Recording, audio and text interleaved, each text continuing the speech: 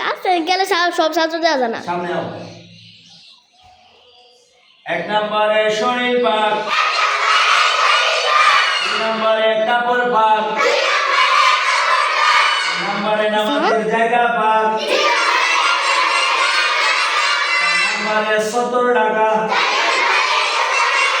5 নম্বরে 70 টাকা, 6 নম্বরে কিবলামুখী হওয়া, 7 নম্বরে ওয়াক্ত মতো নামাজ পড়া, 8 নম্বরে নামাজের নিয়ত করা, 1 নম্বরে শরীর পাক, 2 নম্বরে কাপড় পাক, 3 নম্বরে নামাজের জায়গা পাক, 4 নম্বরে 70 টাকা, 5 নম্বরে কিবলামুখী হওয়া,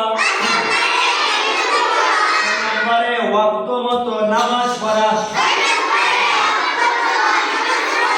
নম্বরে নামাজের নিয়ত করা।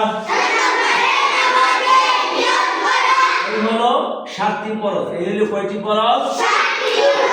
নামাজের বাহিরে হচ্ছে 7 ফরজ এবং নামাজের ভিতরে 6 ফরজ। এই নামাজের বাহিরে যে 7 ফরজ, যদি 7টা ফরজ আমরা পরিপূর্ণভাবে আদায় না করি তাহলে কি হবে না? নামাজ আদায় হবে না।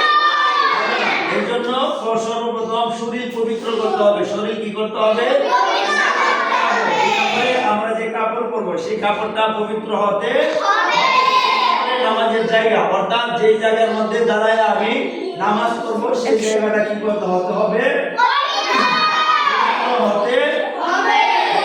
4 নম্বরে 70 টাকা অর্থাৎ যে কাপড় পরতে হবে। 5 নম্বরে কিবলামুখী হওয়া। 5 নম্বরে কি হওয়া? কি হওয়া? কিবলামুখী হওয়া।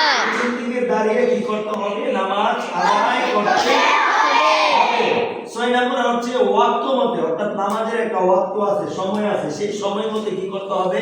নামাজ পড়তে হবে। 7 নম্বরে নামাজের নিয়ত করা। 7 নম্বরে কি করা? ওকে, বন্ধ করো।